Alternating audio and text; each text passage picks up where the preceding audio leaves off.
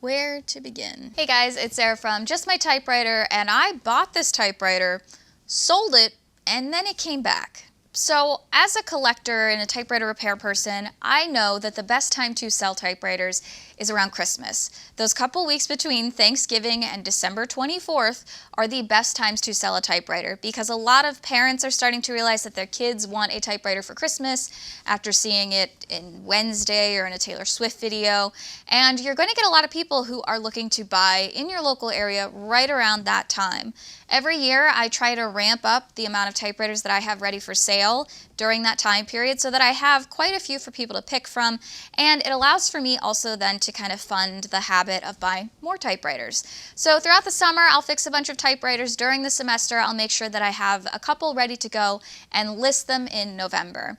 And this past year I sold 5 or 6 typewriters during the months of November and December to different people who were looking to purchase them and give them as gifts. Every year I try to have more ready, and I found this electric typewriter in my local Goodwill for $10 in about mid-November. Typically I don't buy electric typewriters. There's a lot more in them that can go wrong between the motors and the different items in there. I have had luck fixing other typewriters that are electric before by replacing things like the Drawband, but if something goes wrong in these, I'm not always the most sure of how to fix it, so I'm usually a little bit more hesitant.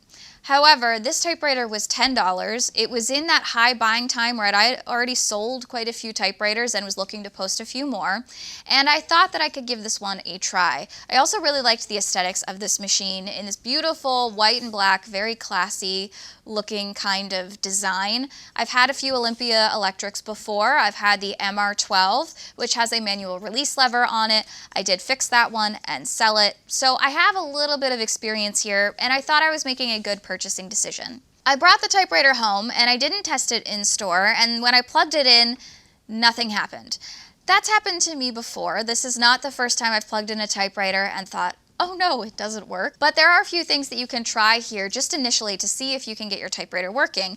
The first of which is to replace the drive belt. And I have a whole video on how to replace drive belts in electric typewriters.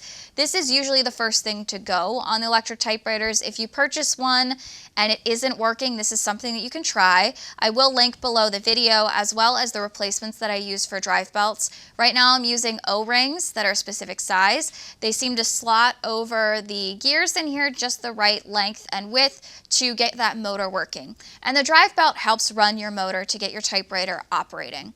I replaced the drive belt, I turned it on, and instantly it started humming, so I was back in business. I did then go through the process of cleaning this typewriter. That seemed to be the only issue on it, I thought, and I put it all back together and went to do a type test. And as I started doing this type test, I realized that the enter wasn't working at all. It would enter the carriage back over all the way, but it wouldn't advance a line. Now on the manual or the manual return electric I've had previously, it did have a carriage return lever, MR manual return. This is the CE-12. It does not have a manual return lever. Instead, it has a power return button. I've had this on typewriters before. You'll see this on things like the Coronamatics. Anything that doesn't have a return lever has a power return or return button. When I hit the button, the carriage would slide back over, but no line was advancing. I went through the controls and went through all of the spacing levers just to do some testing.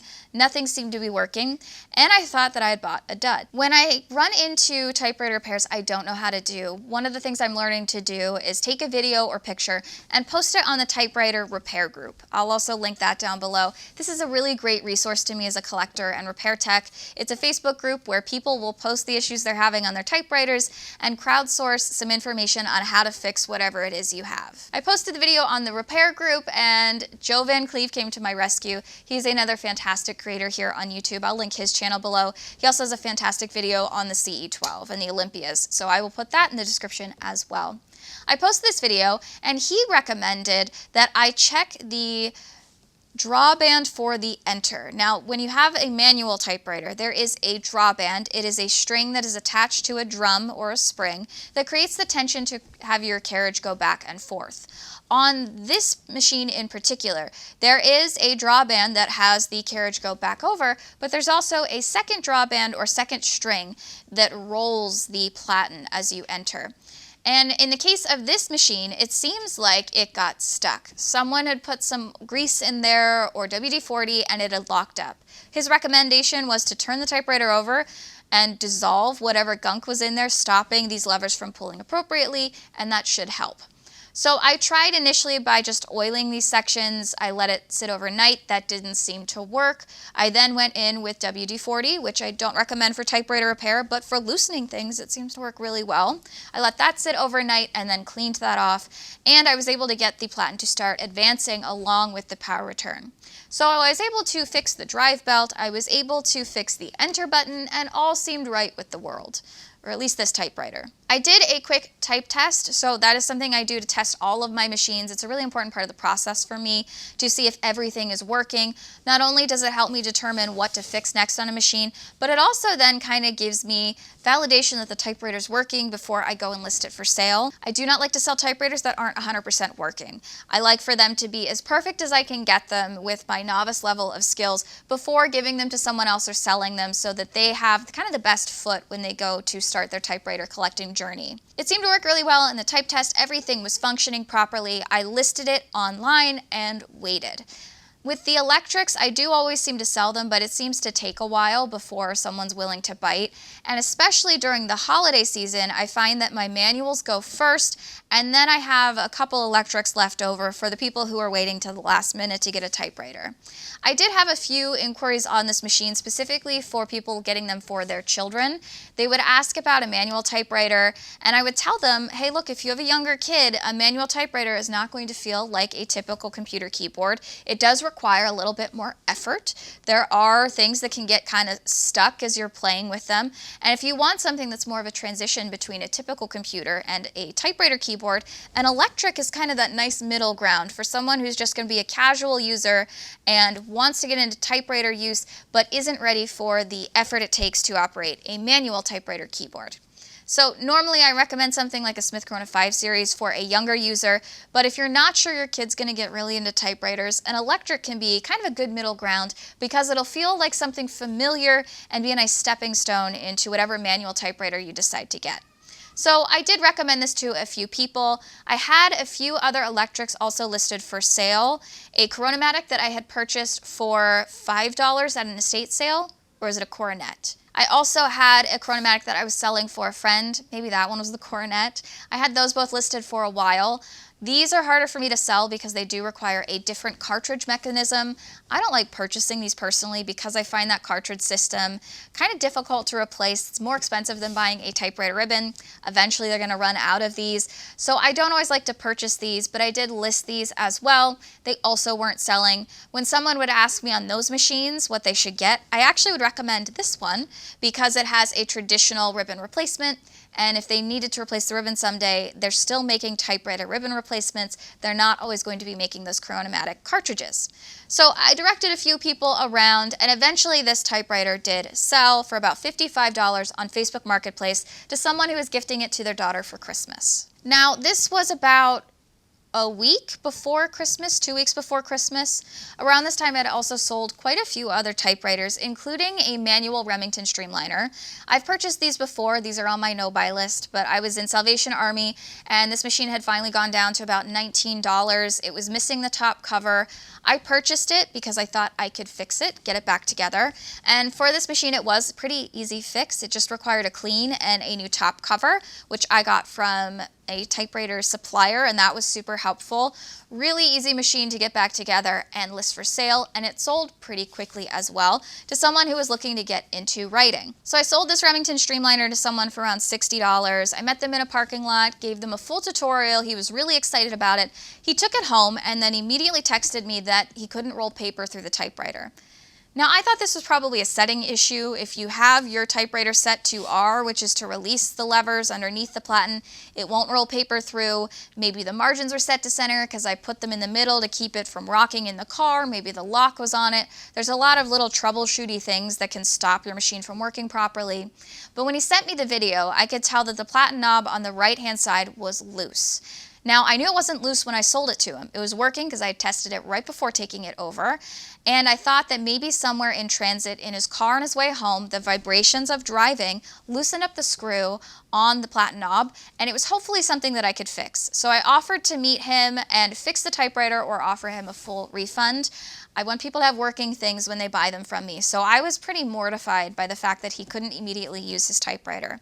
I met him, all it took was a half turn of a screw on the platen knob and we were back in business. I advised him on the way home to roll paper towels around the platen knobs and to set it on something absorbent or shock absorbent in his car on his way home to reduce the amount of vibrations during transit. He took it home, it worked great, and we were all set. That was something I'd never thought about before, the fact that transporting a typewriter from when you buy it to your home could result in some sort of damage. I've never experienced that before. Every time I sell a typewriter, I tell people like, hey, you can contact me after if anything stops working. If you have questions, I'm here to help you. Because when I started purchasing typewriters, I didn't know who to ask questions to. So for these people buying typewriters and not having any experience, I wanted to make sure they had a resource. I've never had anybody take me up on this offer until this Remington Streamliner. Once he was set and all good, I thought the stress of selling these typewriters and hearing back was over, until the day after Christmas. So the day after Christmas, I received a Facebook message from the woman who had purchased this Olympia typewriter. And she said, hey, the typewriter's not working. Again, a lot of things could go wrong here, and so I went through the list of stuff she could try. Did you turn it on? I know that sounds silly, but it's a really easy thing to forget. Did you plug it into a different plug? Is it set on the black ribbon setting? The amount of times I've been set to stencil is ridiculous. So I went through all of those things with her. It still wasn't working. She sent me a video of the typewriter and testing the typewriter. It didn't sound like it was humming, and I didn't know what was wrong. Unlike that Remington video, I didn't really know what I was getting into with this typewriter not working. I also knew that I tested it right before I took it to her, but I didn't leave the motor on for 10 to 15 minutes to make sure that it would work with extended amounts of time, and I was kicking myself that I didn't do more extensive testing because I thought I had done something wrong and given them a broken typewriter. So I decided to offer her either a full refund, I could try and fix it, or I could give you something in exchange. I still had that Coronet typewriter listed and nobody was interested in it, and I wanted her to have a working typewriter for her daughter. She decided to go with the replacement. We met in a parking lot, we exchanged typewriters. I took home the Olympia, which she had put stickers on and then removed, and then she took home that Coronet. I got a text from her later that day that the Coronet was working great. So they were very happy with that exchange and her daughter was thrilled.